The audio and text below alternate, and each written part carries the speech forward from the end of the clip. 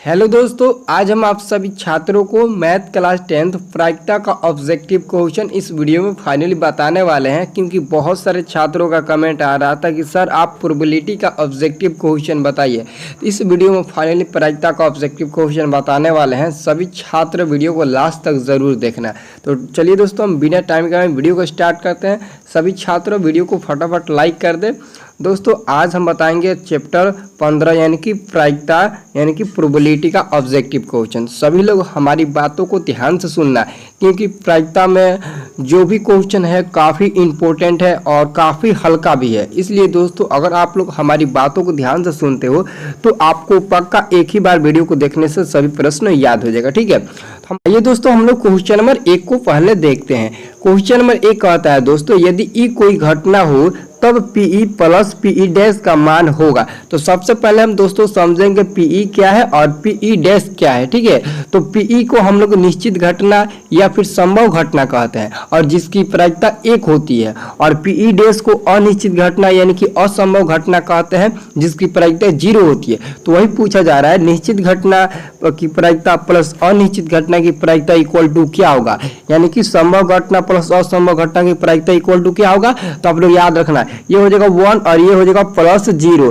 तो 1 + 0 equal to क्या हो जाएगा, 1 ही होगा, जो आपके आंसर ऑप्शन नंबर बी में दिया है। तो हम लोग ऑप्शन नंबर बी पर टिक लगा देंगे। ठीक है, एक और बात दोस्तों ध्यान देना, कोई पूछे कि प्रायिकता का मान क्या होता है तो आप लोग बता देना 0 या 0 से बड़ा और क्या 1 या 1 से छोटा। प्रायिकता का मान 0 या 0 से बड़ा होता है, 1 या 1 से छोटा, यानी कि 0 लीजिए या फिर 0 से अधिक। 0 से अधिक मतलब 0.1, 0.2, 0.3 ऐसा।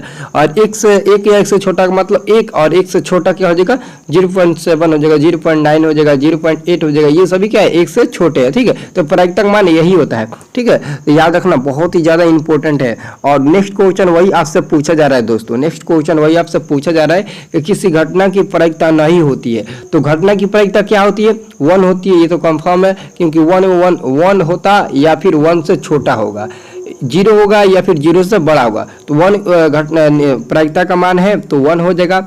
0.1 भी है जो 0 से बड़ा है, ये भी हो जाएगा। और ऑप्शन नंबर डी में 0.2, ये भी 0 से बड़ा है और 1 से छोटा है, तो ये भी प्रायिकता का मान हो जाएगा। लेकिन ऑप्शन नंबर जो सी में दिया है -7, ये निश्चित घटना की प्रायिकता नहीं है, क्योंकि ये 0 से छोटा हो जाएगा। हम तो आपको बताया कि 0 से बड़ा होना चाहिए और 1 से छोटा होना चाहिए, लेकिन ये तो 0 से भी छोटा है, -7 0 से भी छोटा है, तो ये क्या होगा, ये प्रायिकता नहीं होगा, ये प्रायिकता का मान नहीं होगा। ठीक है, तो हम लोग इसी पर टिक लगाएंगे, -7 प्रायिकता का मान नहीं है।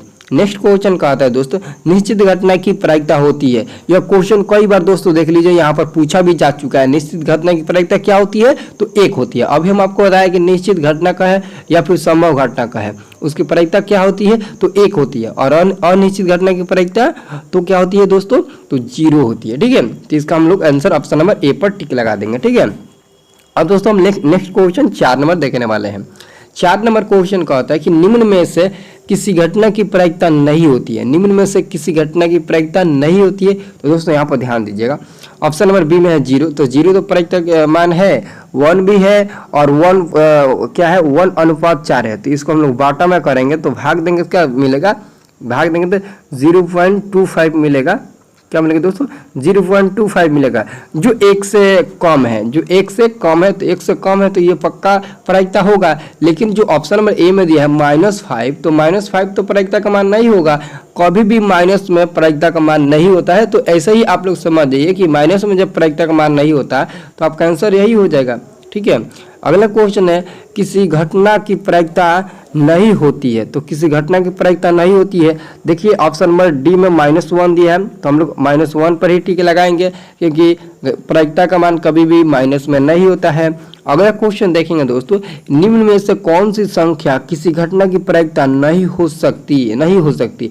ऑप्शन दोस्तों ध्यान से देखिएगा, ऑप्शन नंबर ए में क्या है 2/3, 2/3 को भाग दीजिएगा दोस्तों तो 0 कुछ मिलेगा, 0.6 मिलेगा। ठीक है, और ऑप्शन नंबर बी में है -15। तो आपका पक्का आंसर यही होना चाहिए, क्योंकि प्रायिकता का मान तो कभी माइनस में नहीं होगा। तो जब प्रायिकता का मान माइनस में नहीं होगा तो प्रायिकता नहीं होगा, तो इसका आंसर बी पर टिक लगाएंगे। और ये जो 15% दिया है, तो 15% को हम लोग 100 से भाग देंगे तो ये भी दशमलव में आ जाएगा, जो 1 से छोटा कहलाएगा। तो ये भी पक्का क्या हो जाएगा दोस्तों, ये भी प्रायिकता मतलब कि हो जाएगा। ठीक है, अब दोस्तों देखिए, अब आ गया पासा पर प्रश्न, ठीक है। नेक्स्ट क्वेश्चन कहता है दोस्तों, एक पासा फेंकने पर 3 पाने की प्रायिकता है। एक पासा, तो सबसे पहले आप हमें बताइए कि एक पासा यानी कि आप लोग लूडो तो खेलते होंगे, लॉकडाउन में बहुत ज़्यादा मजा किए होंगे आप लोग लूडो खेलकर, बहुत ज़्यादा आप लोग लाभ उठाए होंगे, बहुत आप खेले होंगे लॉकडाउन में लूडो, तो लूडो को ही हम लोग पासा कहते हैं। तो यहाँ पर ध्यान दीजिएगा दोस्तों, एक पासा फेंकने पर 3 पाने की प्रायिकता यानी कि जो उसमें 3 संख्या होती है, 1 से लेकर 6 संख्या होती है, तो 3 संख्या पाने की प्रायिकता क्या होनी चाहिए, ठीक है। तो इसका हम आंसर क्या देना चाहेंगे, तो सबसे पहले उस पर अंक कितना होता है, 6 अंक होता है, और 3 पाने की प्रायिकता, तो 3 एक ही अंक है। 3 ऐसा मतलब मत समझिएगा कि 3 मतलब कि होगा 3 एक ही अंक है, तो 3 हमें सिर्फ पाना है, सिर्फ हमें 3 पाने की प्रायिकता चाहिए। तो 3 मतलब कि एक ही संख्या है, 3 एक ही ना संख्या है, तो हम लोग एक संख्या और टोटल कितना हो जाएगा, टोटल 1 होगा, 2 होगा, 3 होगा, 4 5 6 से होगा, यानी कि टोटल संख्या 6 होगी, तो 1/6 से भाग दे देंगे, यानी कि 1 ऊपर चला जाएगा, क्योंकि एक पाने की संख्या 3 और टोटल क्या है 6, तो 1/6 ऑप्शन नंबर बी हो जाएगा, ठीक है। अगला क्वेश्चन दोस्तों देखिए, तो अगला क्वेश्चन कहता है कि एक पासा फेंकने पर एक अभाज्य संख्या पाने की प्रायिकता क्या है। एक पासा फेंकने पर एक अभाज्य संख्या, यहाँ पर दोस्तों ध्यान दीजिएगा, एक अभाज्य संख्या, यहाँ पर आप लोग मत समझिएगा, जैसे आप लोग यहाँ पर समझे कि 3 पाने की प्रायिकता, तो सिर्फ 3 एक ही संख्या, तो एक ही संख्या पाने की प्रायिकता हम आपको निकाला, और यहाँ पर कह रहा है कि एक अभाज्य संख्या आने की प्रायिकता, यह नहीं कह रहा है कि अभाज्य संख्या 3 है तो सिर्फ 3 आने की प्रायिकता, बल्कि कह रहा है एक अभाज्य संख्या आने की प्रायिकता, यानी कि 1 से 6 तक जो अंक होता है उसमें अभाज्य संख्या की संख्या का आपको प्रायिकता बताना है। तो उसमें कितने अभाज्य संख्या होती है, तो 3 अभाज्य होती है, और 3 क्या होती है, मतलब कि सम संख्या होती है, ठीक है। तो याद रखना, इसका काफ़ी इंपॉर्टेंट ज़्यादा क्वेश्चन है, आपके बोर्ड एग्जाम के लिए बहुत ज़्यादा इंपॉर्टेंट है। तो सबसे पहले एक अभाज्य संख्या, तो उसमें जो अभाज्य संख्या होती है वो 3 होती है, तो और टोटल कितनी होती है, तो 6 होती है, क्योंकि 1 से लेकर 6 तक होता है पासा पर, ठीक है। जो नंबर होता है पासा पर 1 से लेकर 6 तक होता है, तो 3 हो जाएगा ये अभाज्य संख्या, और टोटल है 6 से, तो 3/6 को हम लोग भाग देंगे, तो 1/2 से कट जाएगा, तो 1/2 हमारा मिल जाएगा, जो ऑप्शन नंबर ए में दिया है। तो हम लोग फटाक से ऑप्शन नंबर ए पर टिक लगा देंगे, ठीक है। दोस्तों ध्यान देना, ये प्रायिकता काफ़ी इंपॉर्टेंट क्वेश्चन है, आपको सिर्फ ध्यान लगाकर देखना है, बस आपका आंसर मिल जाएगा। अब दोस्तों अगला क्वेश्चन कहता है कि दो पासे को एक साथ फेंकने पर दोनों पर समान संख्या पाने की प्रायिकता क्या होगी। दोस्तों ये क्वेश्चन काफ़ी इंपॉर्टेंट है, आप लोग इस क्वेश्चन को ध्यान से समझिएगा दोस्तों। सबसे पहले तो आप हमारी बातों को गौर से सुनिएगा, उसके बाद से आप इसका आंसर टिक लगाइएगा, ठीक है। तो एक पासे पर कितनी संख्या होती है, 6 होती है, तो 2 पासे को एक साथ फेंकना है, तो ठीक है। तो जो आपका मतलब वो परिणाम मिलेगा, टोटल परिणाम क्या मिलेगा आपका दोस्तों, 36 मिलेगा। क्यों 36 मिलेगा, जैसे यहाँ पर भी एक पासा है, जैसे यहाँ पर को हम बता देते हैं, यहाँ पर भी एक पासा है, ठीक है, और यहाँ पर भी एक पासा है, और दोनों पासे पर 6-6 अंक निर्धारित है। अगर दोनों पासे को एक बार फेंकते हैं तो इस पर हो सकता है 1 आएगा, तो इस पर हो सकता है कि 2 आ सकता है, इस पर 1 आएगा तो इस पर हो सकता है कि 2 आएगा। तो एक बार ये हो गया। अगर मान लेते इस पर 2 आया तो इस पर 1 आया, 2 बार हो गया। मान लेते हैं कि इस पर 1 आया तो इस पर भी 1 आया, 3 बार हो गया। इस पर 2 आया तो इस पर भी 2 आया, 4 बार हो गया। इस पर 2 आया तो इस पर 3 आया, इस पर 3 आया तो इस पर 2 आया, इस पर 4 आया तो इस पर 3 आया, 3 आया तो इस पर 4 आया। मतलब ऐसे करके आपका परिणाम 36 मिलेगा, ठीक है। और लेकिन उसमें से कह रहा है दोस्तों कि समान संख्या आने की प्रायिकता, यानी कि दोनों पर सेम आने की संख्या। तो दोनों पर सेम कब आएगा, इस पर 1 आएगा तो इस पर भी 1 आना चाहिए, इस पर 2 तो इस पर भी 2, इस पर भी 3 तो इस पर भी 3, इस पर 4 तो इस पर 4, इस पर 5 तो इस पर 5, इस पर 6 तो इस पर 6। अब इसके बाद से कोई अंक नहीं आएगा, यही 6 अंक आएगा।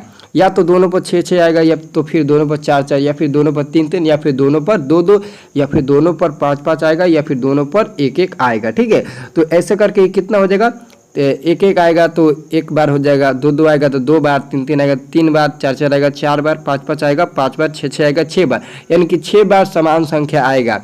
6 बार समान संख्या आएगा तो 6 बटे टोटल कितना हो जाएगा परिणाम 36। तो 6 बटे 36 को हम लोग भाग देकर देखेंगे तो 1/6 मिलेगा। 1/6 जो ऑप्शन नंबर आपके बी में दिया है, तो हम लोग आपके ऑप्शन नंबर बी पर ही टिक लगाएंगे। ठीक है, उम्मीद करते हैं दोस्तों ये क्वेश्चन आपको बहुत ही इजीली तरीके से समझ में आ गया होगा। अगर समझ में आ गया होगा दोस्तों तो प्लीज़ इसी बात पर वीडियो को लाइक कर दीजिए दोस्तों, क्योंकि बहुत सारे छात्र कहते हैं कमेंट करके कि सर आप बहुत अच्छे तरीके से समझाते हैं।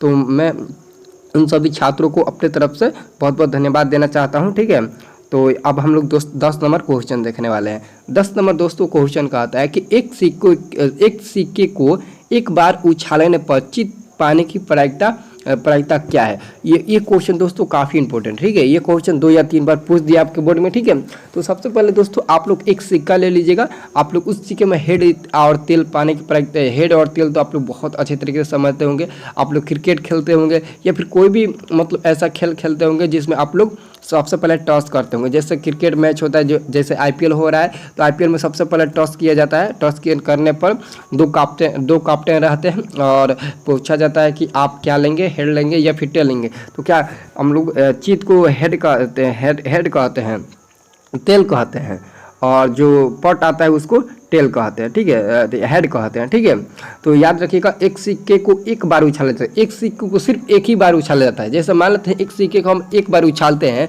तो अगर कोई कैप्टन मांगे तो टेल आएगा, तो टेल नहीं आया बल्कि हेड आ गया, तब तो उसके यहाँ मतलब कि वो मतलब कि टॉस नहीं जीता, दूसरा टॉस जीत लिया।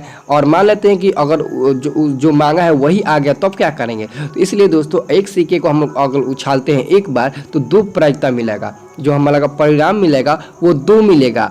और कह रहा है कि चित पाने की प्रायिकता, तो चित 2 परिणाम मिलेगा और एक चित है, तो 1/2 मिल जाएगा। क्या मिलेगा, 1/2 मिल जाएगा। 2 सिक्के हैं, अगर एक बार उछालते हैं तो हेड मिल गया, और दूसरा अगर मान लेते हैं कि पहली बार में उछाले तो हेड नहीं मिला बल्कि तेल मिल गया। ठीक है, तो या फिर आप लोग एक सिक्के को एक बार उछालेंगे या तो हेड मिलेगा या तो तेल मिलेगा। तो कह रहा है कि चित होने की प्रायिकता यानी कि टेल होने की प्रायिकता क्या है, तो ये क्या हो जाएगा, टेल ऊपर चला जाएगा, यानी कि एक ऊपर चला जाएगा और दोनों को जोड़ेंगे तो 2 मिलेगा, तो 2 नीचे चला जाएगा, 1/2 आपका आंसर मिलेगा। ठीक है, याद रखना।